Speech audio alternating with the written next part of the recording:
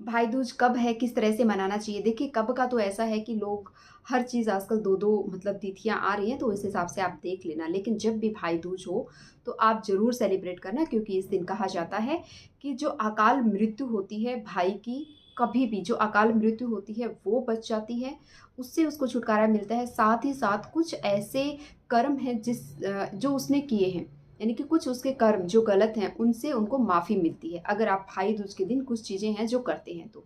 सबसे पहली बात, जो भाई दूज मनाया जाता है, यहाँ पे एक पौराणिक कथा है जिसमें कहा जाता है कि यमराज इस दिन अपनी बहन यमुना के घर आई थी। क्या हुआ था, उनकी बहन उन्हें हमेशा बुलाती थी, अपने घर आने के लिए इनवाइट करती थी, निमंत्रण देती थी, लेकिन यमराज, क्योंकि इन्हें पल पल देखना पड़ता है, कभी किसको ले जाने का समय हो गया, किसी को छोड़ने, कर्मों का जो हिसाब होता है वो करने के लिए, मतलब बहुत सारी चीज़ें, अपने कार्य में बहुत बिजी रहते थे, नहीं आ पाते थे, बार बार बहन का जो निमंत्रण था उसे ठुकरा देते थे। तो एक बार क्या हुआ कि यमराज अपनी बहन के घर गई, जिस दिन उसी दिन भाई दूज मनाया जाता है। तो उन्होंने क्या किया कि अपनी बहन के घर जब वो गए, तो उसकी बहन ने बहुत अच्छे से उनका जो है ना, उन्हें अपने घर पे आवा भगत की, उनकी बहुत अच्छे से खाना खिलाया, और फिर उस दिन अपने भाई को बहुत अच्छे से खाना खिलाने के साथ साथ उन्हें फिर विदा किया था। तो हुआ क्या, क्योंकि यमराज जब धरती पे आए, तो यम के पास जो लोग थे, जिन्हें उन्हें उनका हिसाब करना था, कुछ लोगों को उन्हें धरती लोक से लेके जाना था, जिन लोगों को धरती लोक से लेके जाना था उन्हें वो उस दिन नहीं ले जा पाए, यानी कि उनकी अकाल मृत्यु टल गई।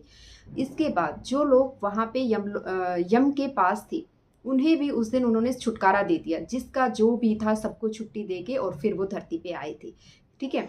तो इसलिए बोला जाता है कि भाई दूज हमें भी मनाना चाहिए, ताकि आपके भाई के थोड़े से जो कष्ट हैं उन्हें हम दूर कर सके, उनकी लंबी आयु हो, अकाल मृत्यु ना हो। और भी बहुत से रीज़न हैं, और भी बहुत सी कथाएं हैं जो आपको सुनने को मिलेंगी कि क्यों भाई दूज मनाते हैं, किस तरह से करते हैं चीज़ें। लेकिन इसमें अपने भाई को तिलक करिए, तिलक करने के साथ साथ उसे जो है ना, चावल चावल जरूर लगाएं, आरती करें, उन्हें अपने घर पे बुलाएं, खाना खिलाएं, जो सूखा नारियल होता है वो उन्हें दे। और फिर इस तरह से ये त्यौहार मनाया जाता है। हाथ पे रोली, जो रक्षा सूत्र होता है वो हाथ पे जरूर बांधना चाहिए, और प्रार्थना करनी चाहिए मन में कि आपके भाई की जो उम्र है, आयु है, वो लंबी हो, और जो भी इसकी लाइफ में दुख कष्ट हैं उनसे इन्हें छुटकारा मिले। इन चीज़ों को करने के लिए कुछ और भी चीज़ें हैं जो आप कर सकते हैं, लेकिन इतना भी किया तो भी बहुत है। लेकिन अगर किसी कारण से बहुत इमरजेंसी है, तो अगेन मैं बोल रही हूँ, बहुत ज़्यादा इमरजेंसी है कि भाई नहीं आ सकता, तो बहन जा सकती है। लेकिन 99% कोशिश ये होनी चाहिए कि भाई को उस दिन बहन के घर जाके खाना खाना चाहिए, और पूजा की जो भी विधि है ये सब करना चाहिए, और फिर अपने घर आना चाहिए। मेन इसका जो तरीका है वो यही होता है। बाकी हर कोई अलग अलग तरीके से अपने यहाँ चीज़ें करते हैं, लेकिन मोस्ट ऑफ स्टोरीज में आपको यही सुनने को मिलेगा, जो पौराणिक कथाएं उनमें भी यही होता है कि भाई ही बहन के घर जाता है। तो आपको जाना चाहिए, और इस तरह से इस पूजा को करना चाहिए। सच्चे मन से अपने भाई की पूजा करिए, सच्चे मन से अपने भाई को दुआएं दीजिए, सच्चे हृदय से उसके पूरे परिवार के लिए। उस दिन अगर होता है ना कि कभी जो भी चीज़ें हम बोलते हैं ना, कुछ एक चीज़ ऐसी हो जाती है जो हमारे उस टाइम जो हमारी जुबान पे ना सरस्वती का बैठी होती है, और वो सत्य हो जाती है। तो अगर आप दूर हैं तो भी आप वीडियो कॉल करिए, अपने भाइयों से बात करिए, और उन्हें ब्लेसिंग दीजिए, क्योंकि ब्लेसिंग में बहुत पावर होती है। घर में अगर कोई है तो उन्हें बोलिए, वो उनको रक्षा सूत्र बांध सकते हैं। लेकिन प्रार्थना जरूर करिए, और अपने भाई से बात जरूर करिए। और हर किसी को ये त्यौहार इसी तरह से, इसी विधि से, इसी भाव से मनाना चाहिए।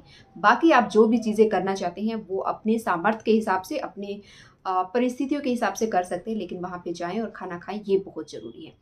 इससे भाई बहन के बीच में प्यार बढ़ता है। और यही एक त्यौहार ऐसा है, जैसे राखी है ना, सेम इसी तरह से ये फेस्टिवल भी कुछ ऐसा ही है कि भाई बहन का रिश्ता स्ट्रोंग होता है, और भाई बहन एक दूसरे के लिए, देखिए हर रिश्ते की एक अलग अहमियत होती है, तो हमें रिश्तों की अहमियत को समझना चाहिए कि किस तरह से बहन, बेटी, बहू, ये सब चीज़ों को जो चीज़ माना गया है, जो हमारे पौराणिक कथाएं जो बताती है, जो हमारे शास्त्र बताते हैं, उस हिसाब से हमें चीज़ें करनी चाहिए।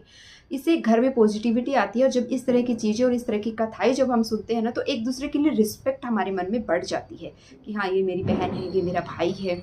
तो हमें ये चीज़ें करनी चाहिए। और एक जो हमारी संस्कृति है उसको भी लेके और अपने बच्चों को भी सिखाते हैं, उसको लेके भी हम साथ चलते हैं। तो प्लीज़ ज़रूर करिएगा।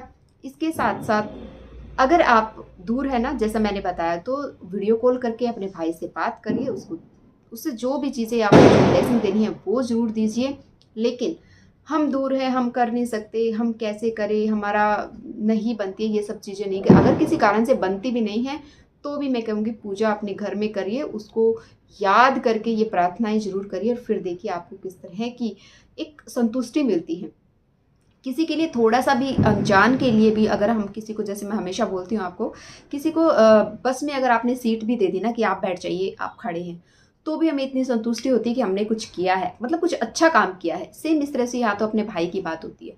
तो वहाँ पे उनके लिए अगर वो दूर हैं तो भी या पास हैं तो भी जब हम ये इस तरह के भाव अपने मन में लेकर जब चीज़ें करते हैं, तो एक रिस्पेक्ट का जो लेवल होता है, जो एक भाव होता है, वो अलग ही चला जाता है। वो जो उस टाइम की जो वाइब्स होती हैं, वो अगर आप कैच कर पाएँ तो बहुत अच्छी होती हैं और सच में पूरी फैमिली के लिए बहुत अच्छी वाइब्स आती हैं। तो प्लीज़ ज़रूर करिए, हर फेस्टिवल को धूमधाम से बहुत अच्छे से मनाना चाहिए। आप सबको भाई दूज की ढेर सारी शुभकामनाएँ।